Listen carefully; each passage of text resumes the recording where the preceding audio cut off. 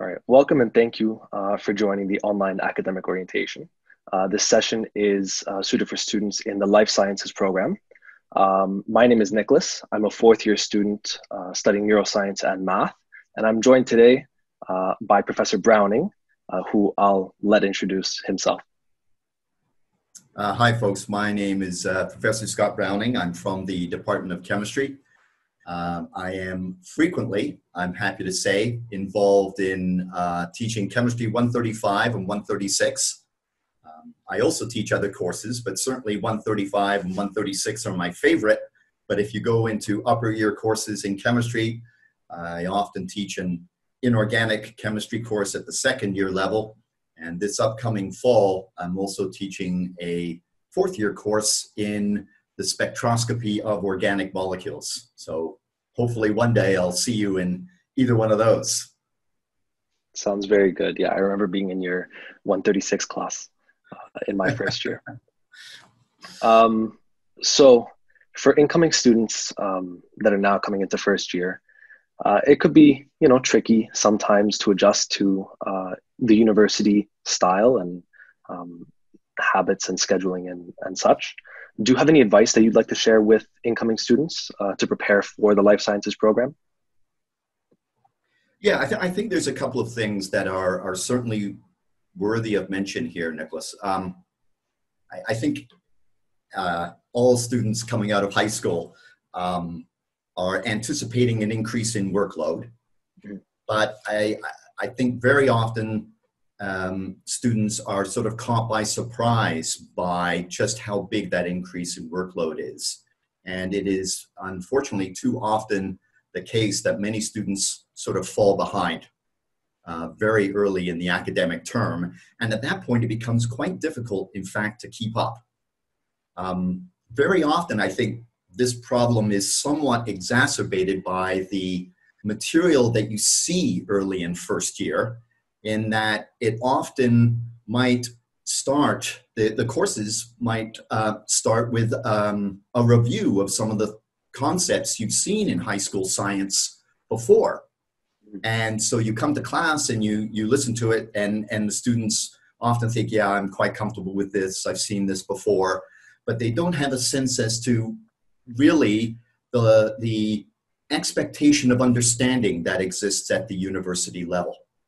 And so they believe they understand the material, and so they start off the course by not practicing the material right out of the gate because they feel they have this comfort with it already.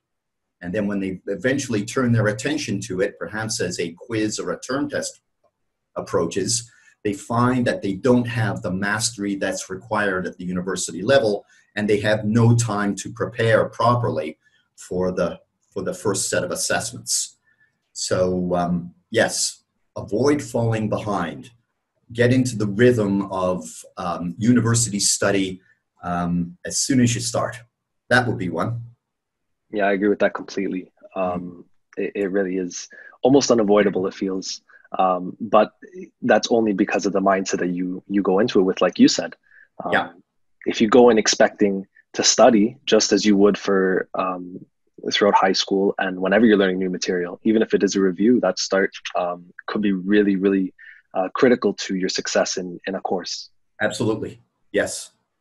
Yeah. I think that's really good. Anything else that you want to share? Yeah, there was one other thing that sort of came to mind, and it's somewhat related, and that is the nature of your study, if you like. And those of us who study science education like to talk about this as deliberate practice. And so when you're studying, it's important to ensure that your attention is completely focused on the task at hand, because it's then that you really establish the kinds of connections between the material and the deep learning that we want you to achieve at the university level. And it's that kind of deliberate practice is something that is challenging, I think, for many students to get involved in, even myself sometimes. And that when I really want to focus on things, I put my cell phone away and, in fact, turn off my laptop and read a book because I think your devices can very often serve as a distraction that really prevents you from engaging with the material and getting the kind of learning that we would like you to have. So focused, deliberate practice. That sounds very good. Very sound advice for sure. Are there any specific challenges that you think students will face in your program specifically, so in chemistry or in the very closely related fields? Yeah, there are things around, I wouldn't say there are things that are program specific, but certainly more broadly within the sciences, whether it's the physical sciences or the life sciences, I think there are things, those kinds of things are particularly important. The practice, the mastery of the concepts that you find in science, whether it's biology, physics, or chemistry, they really do require a lot of practice in terms of coming to grip with the principles. And it isn't something that you can just pick up by reading a textbook or going to lecture. It really does require time on task. And that, I think, is something that is somewhat exclusive to the sciences. Yeah, that's very true. From my personal experience, being in both math and neuroscience, covering both fields, similar to chemistry, being somewhat in between the physical and the life sciences, I think that the concepts and the broad theories are pretty challenging for a new student to just take in right away.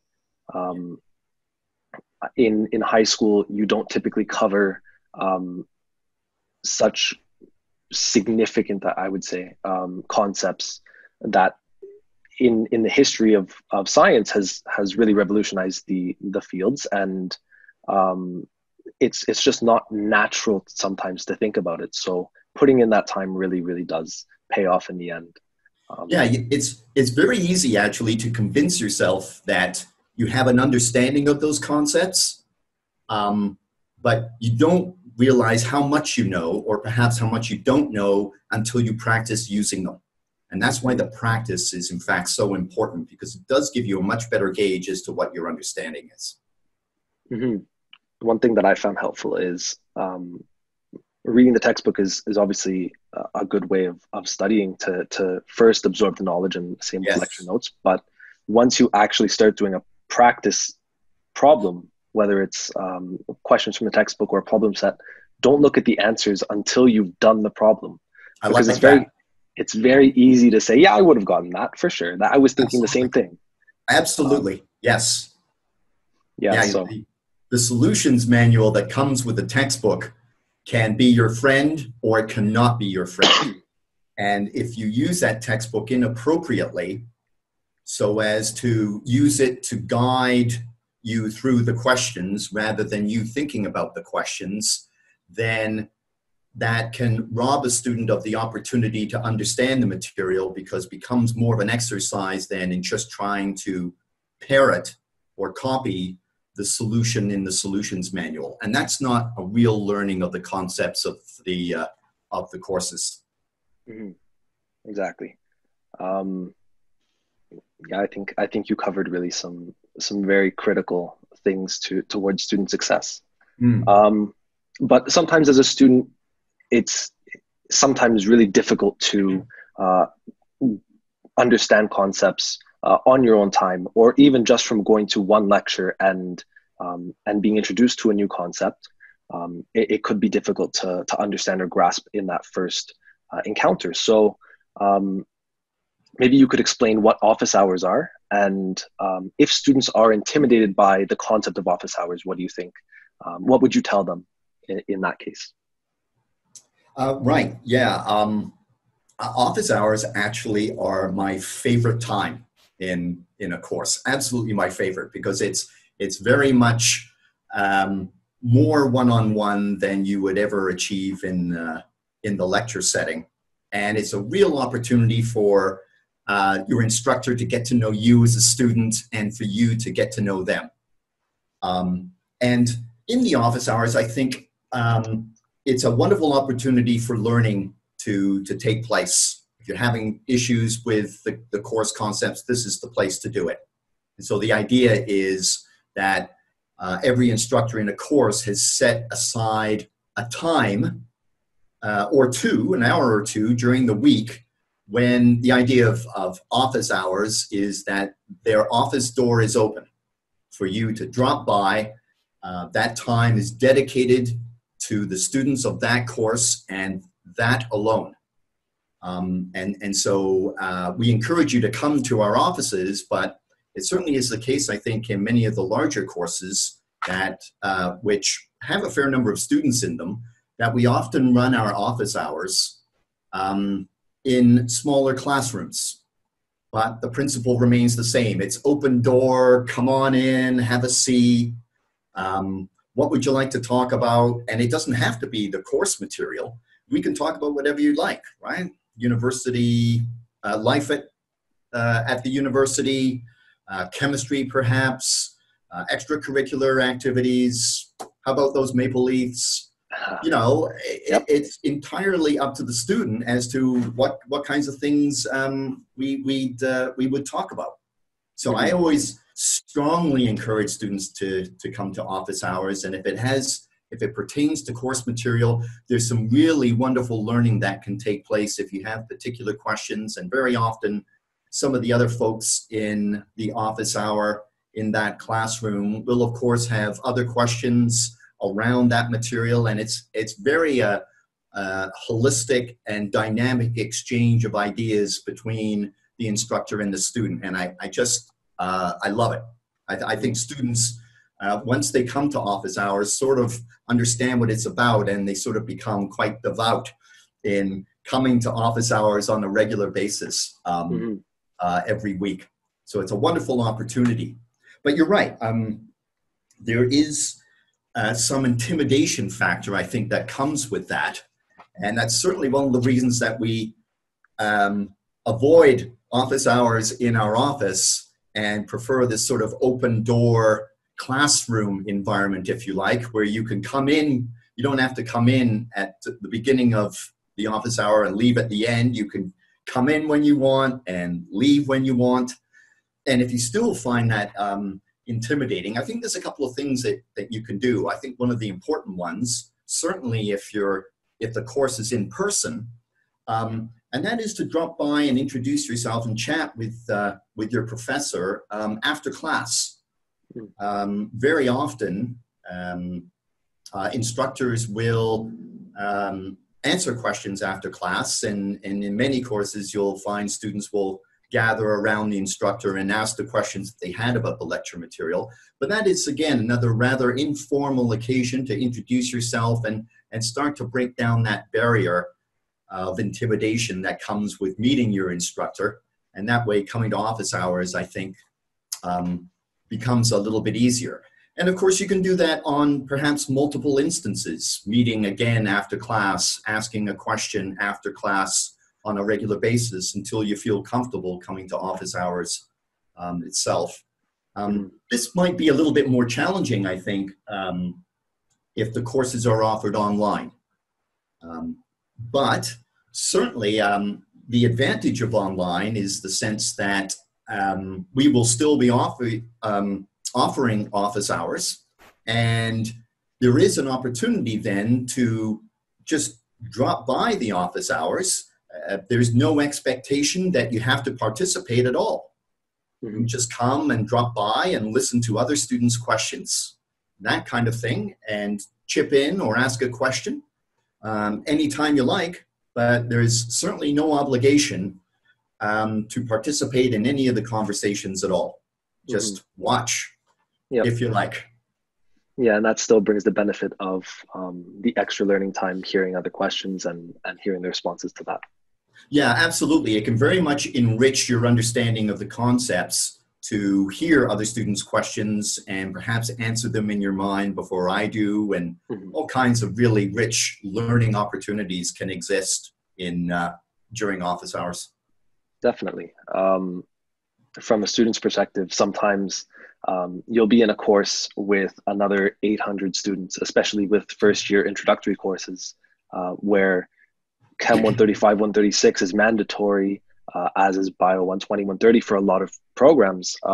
And you have really large classes. But this one professor who has dedicated their whole life to studying this topic can sometimes seem almost unapproachable because you're just this first year who has a question that might sound silly, right? Yeah. Yeah.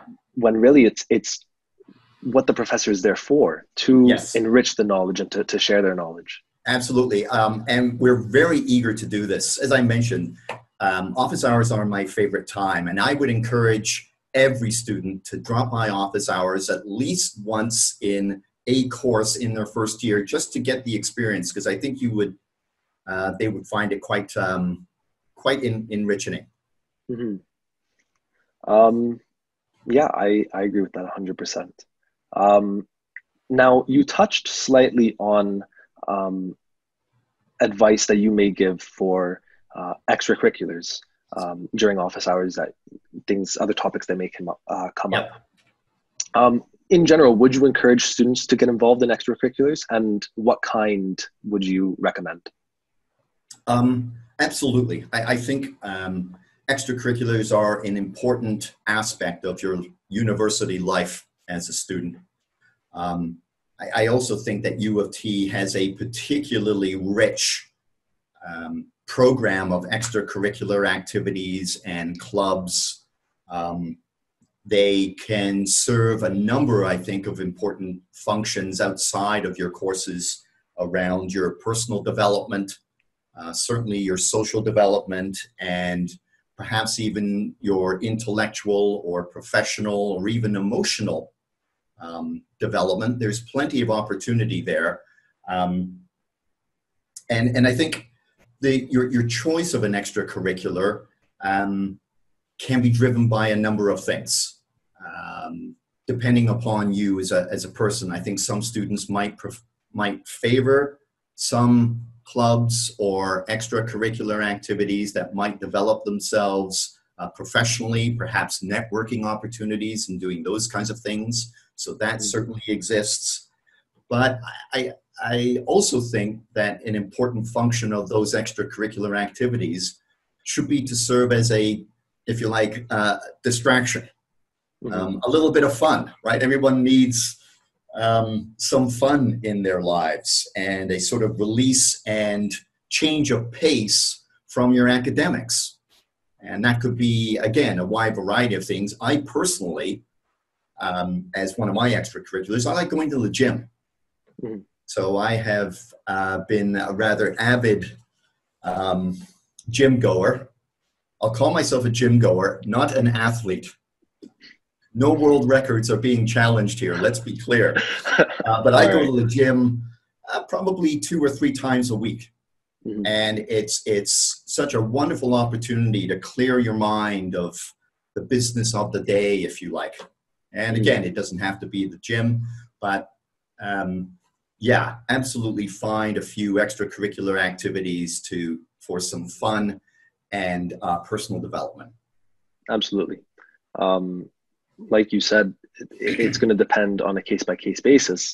For me, I got really interested in my college at St. Mike's, and I got really passionate to get involved. So I joined the student union right after my first year. I ran and I was elected, thankfully. And I've been involved in that since in various capacities. Being involved in orientation was a lot of fun. Yeah.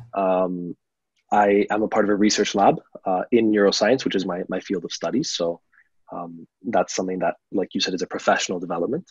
Yeah. And athletically, I enjoy swimming. I used to be on some teams, but time is short. So yes. It's more recreational now. But yeah, I think extracurriculars can really benefit you personally.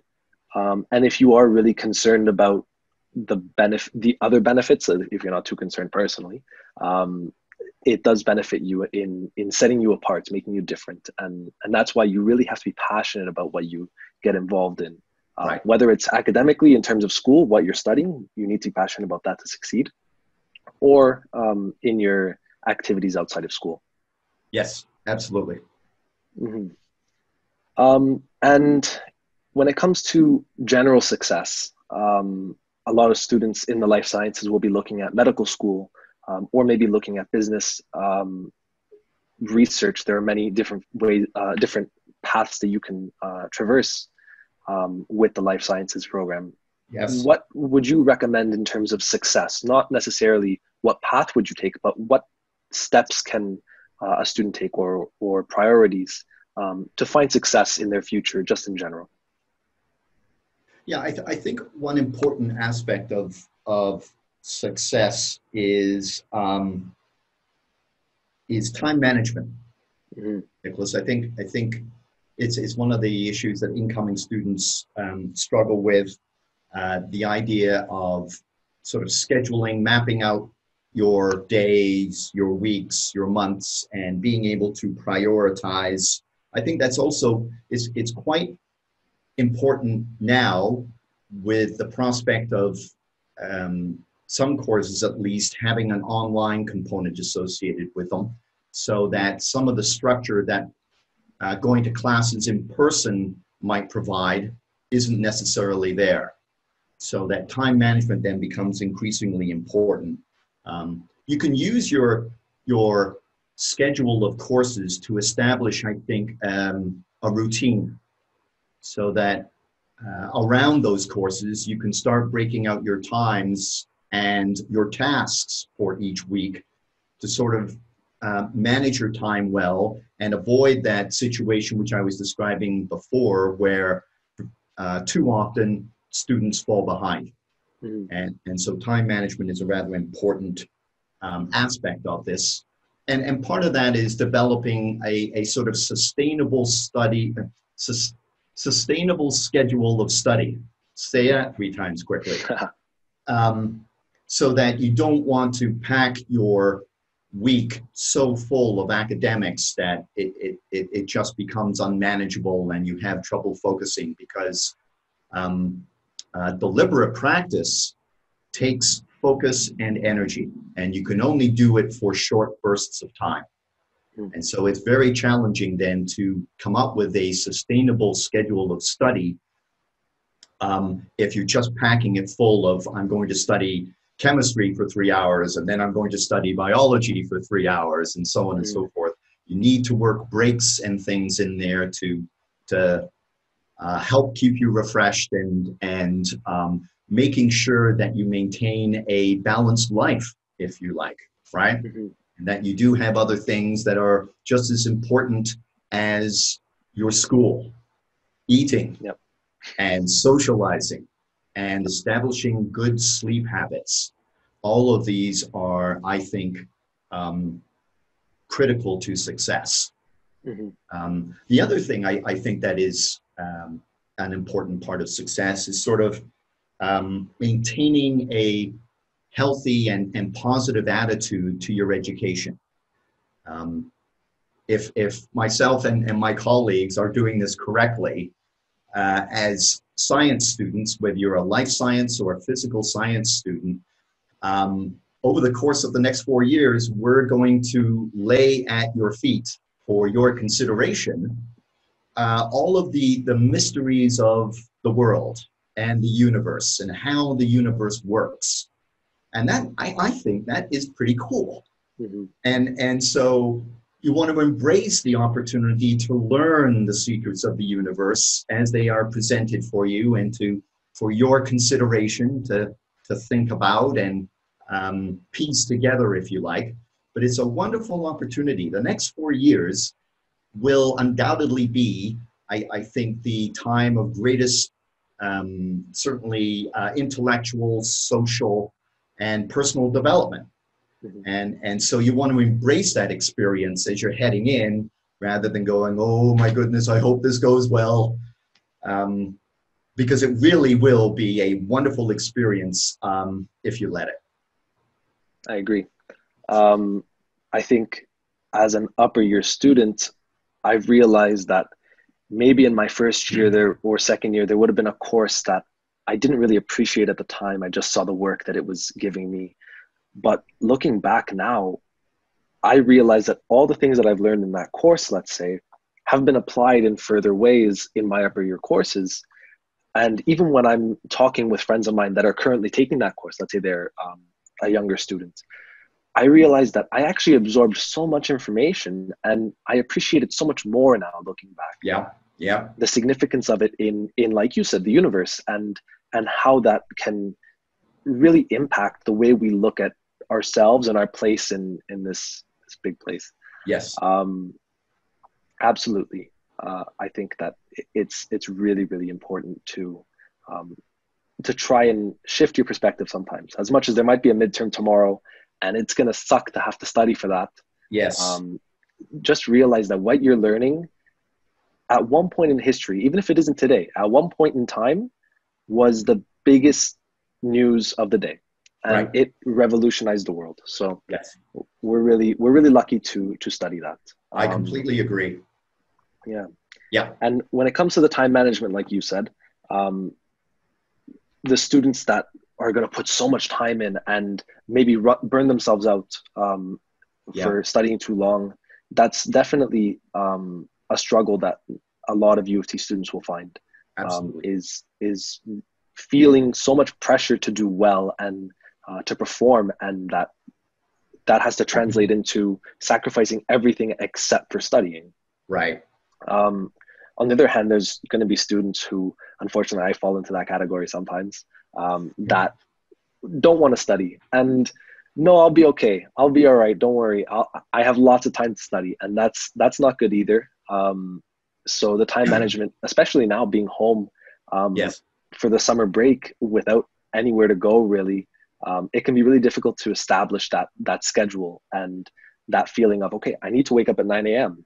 I need to spend an hour eating breakfast. And then at 10 o'clock, I'm going to study for an hour, right? And then I'm going to play a video game for 30 minutes, right? So that structure is so difficult to find. It is. On your own, with your own discipline. It takes practice. Definitely. Like everything in life. Mm-hmm. Yeah. So university might be a good way to force that. I think the school year with lectures that are going to be online, let's say, could be a good way to implement that structure and balance into your life. Yes. As long as you're cognizant of it. Exactly. And you maintain the discipline necessary to succeed. Yes. Mm-hmm. All right. Was there anything else that you wanted to say to incoming first years? I think that's just about all I have. I welcome you to the University of Toronto. I am sure that if you, when you come and you embrace your program and your personal development, I think you'll enjoy the next 4 years of your life, and you might, in fact, find yourself sticking around for a few more. In fact, it will be a fabulous experience for you. Mm-hmm. Thank you so much for your time and for all the advice that you've been able to share. My pleasure, Nicholas.